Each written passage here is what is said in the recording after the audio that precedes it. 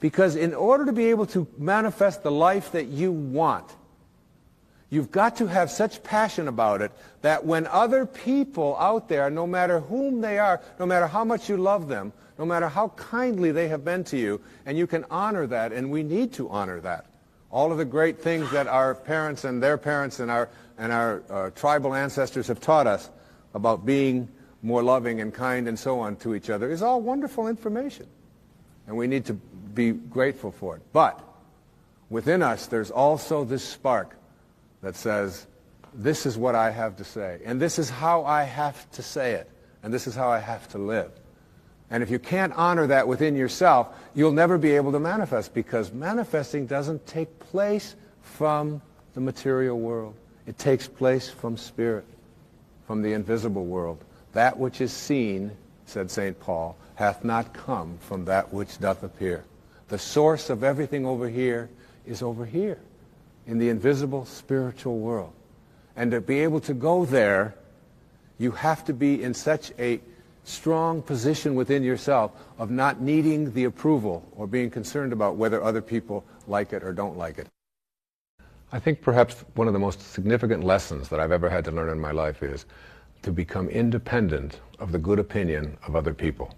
That is, to not allow what it is that I'm doing or how I'm running my life to be focused upon whether or not someone else is going to approve of it, whether they're going to like it, whether they're going to give me the proper grades, or whether I'm going to get a merit badge because of doing that.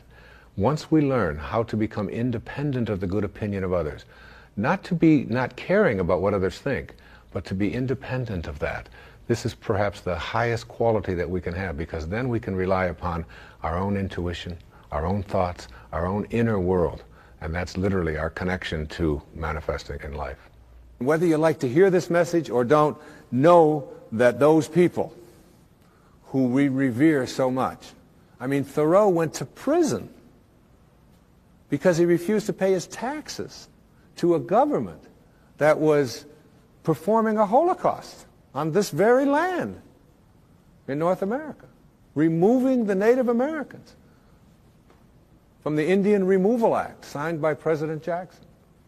And he said people who pay their taxes to a government that will do these things are just as guilty as those who are doing this. And he went to prison and then ultimately went to Walden Pond and lived at Walden deliberately, because something in him said, and I've heard the story, I don't know if it's true, if it's apocryphal or not, but Ralph Waldo Emerson came to the prison and said to Henry David Thoreau, who was his neighbor, and he was Thoreau's teacher, he said, "Henry, what are you doing in there?" And Thoreau apparently said to Emerson, "Ralph, what are you doing out there? I have to be here," because there was a part of him that just knew, and he went to Walden, and he lived and wrote, "Simplify, simplify, simplify," to which Emerson responded, "I think one simplify would have sufficed."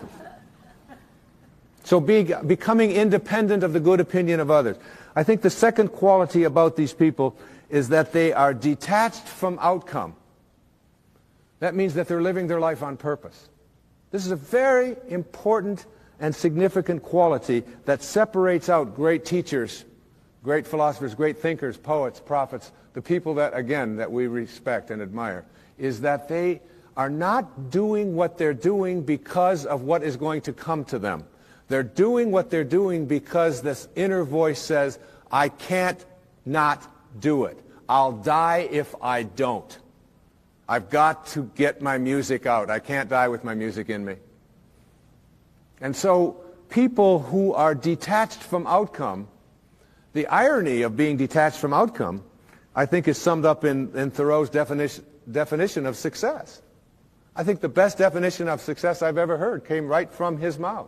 He said, if you advance confidently in the direction of your own dreams and endeavor to live the life which you have imagined, you will meet with a success unexpected in common hours. That is, if you find what you know you have to do, what your intuition, what your inner voice tells you is why you're here, and you pursue that, and let go of outcome, be unconcerned with how it's going to work out, you're going to find more and more things arriving and showing up in your life.